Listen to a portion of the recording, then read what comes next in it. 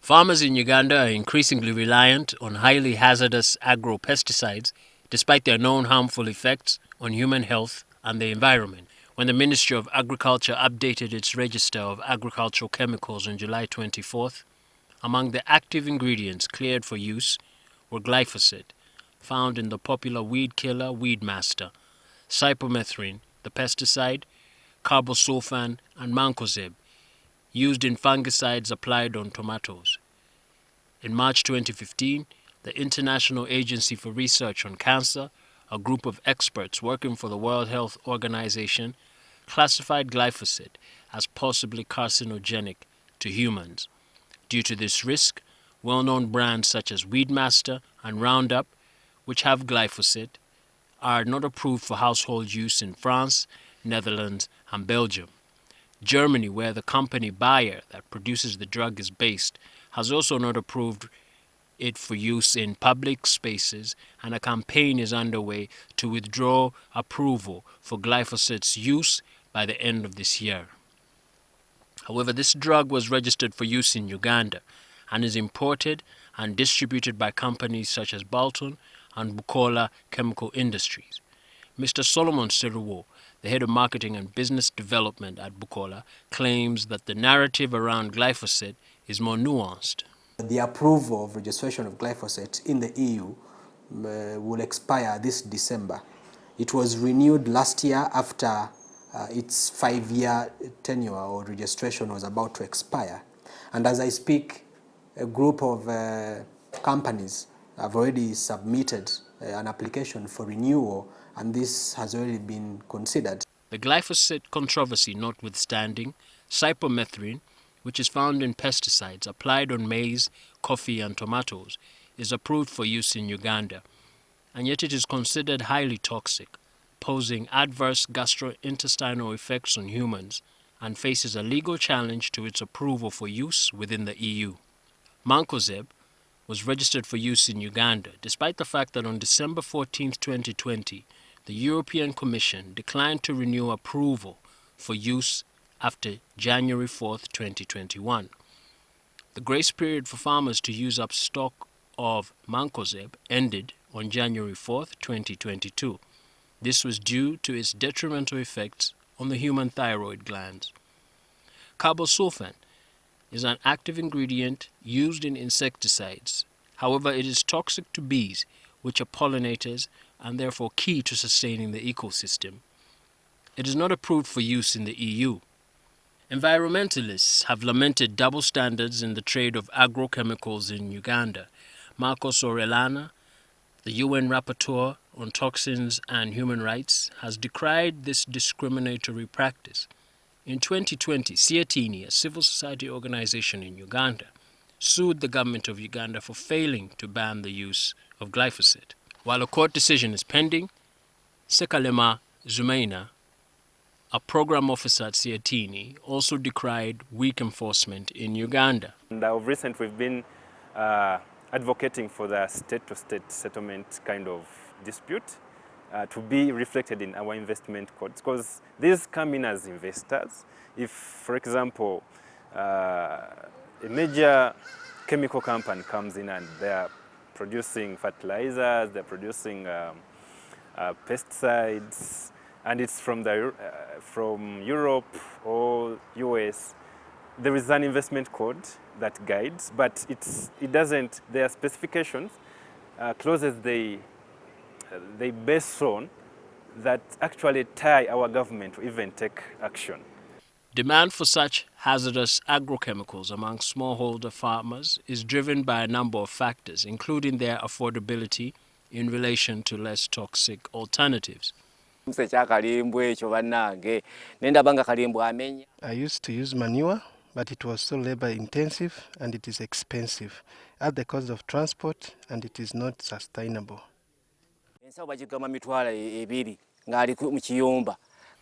Ms. Margaret Nachumuli, a smallholder farmer, cites declining soil fertility for her decision to use hazardous agrochemicals. I have just started using agrochemicals. I never used them before, but when the soil lost its fertility, I started using agrochemicals. Nachimulu adds that her use of agrochemicals has had adverse health effects. Initially, I used to spray myself, but I can no longer do so. I got exposed to the chemical, so now even the sight of it is distressing. My eyes hurt. I never used to wear protective clothing, as I sprayed except wearing gumboots. A study of poisoning trends in Uganda between 2017 and 2022 reveals that males, children under 5 years, and farmer communities in the Ankole region were most affected by pesticide poisoning. While misuse of chemicals by farmers is rife, which increases exposure to hazardous material, Mr. Tosa Augustine, a smallholder farmer, reveals that they receive some guidance from retailers. We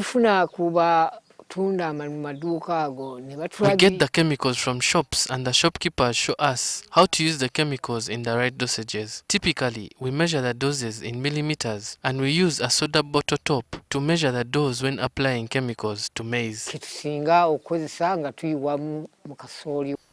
But despite this sensitization, lapses by farmers in the prescribed safety measures are common, as Hamid Muchibi, an agrochemical input dealer, reveals. The most common issue farmers report to us is eye problems. After using certain agrochemicals, they come back to us saying the drugs you gave us hurt our eyes. Then we ask, did you use safety goggles? They say no. Did you take safety precautions? They say no. Agrochemical dealers need regulation, given the key role they play in the supply chain. Winnie Chobutunji, the Natural Resource Officer of Gomba District, argues. Very many people are selling chemicals, but they don't know what they are selling. Chemicals are being sold like salts anybody can sell. Yet we would need qualified people to know the type of chemical, to know the description, to know the dosage, all that. But now, farmer, you find a 15-year-old kid, now they are going for holidays. We find them in those shops selling chemicals. They don't have any training. They are not inducted. So that's how far we are going. There are less toxic alternatives on the market, known as biopesticides, that can be used to control fungal diseases and insects. However, demand for these is not strong, as Mr. Valentine Sechivuvu, the acting district agriculture officer in Impigi district, explains. When we can come up with the bio concoctions which are being made in Uganda that are safe, these are organically made, we can be able a good substitute. But we cannot eliminate these all at once. We want just to have a synergy. If we can use our organic chemicals alongside with the chemical, so it will reduce the overuse of these synthetic chemicals. There is evidence of increased pest resistance leading to increased exposure to hazardous agrochemicals, which Sechivuvu attributes to the misuse of agrochemicals. One, what causes the resistance? One, the misuse. When either you're using a long dose, it can lead to the resistance, because now you're subjecting a chemical to a pest with a lethal dose that may not kill. But when it's not kill, it will recover. When it recovers, it will have a mechanism to build cuticles that the next time it will not be able to kill it. And another way is the fake agrochemicals. There are dealers who are bringing chemicals on the market. Somebody brings maybe a pesticide, he just made it from nowhere, then he brings to farmers. So those fake agrochemicals also can be a little resistance. Industry insiders estimate that the Ugandan market for agrochemicals is worth $120 million US. Given the size of the market, the incentive for profiteering is at the root of the continued misuse of hazardous agrochemicals in the food supply chain, as Mr. Lawrence Sebina, a smallholder farmer, reasons.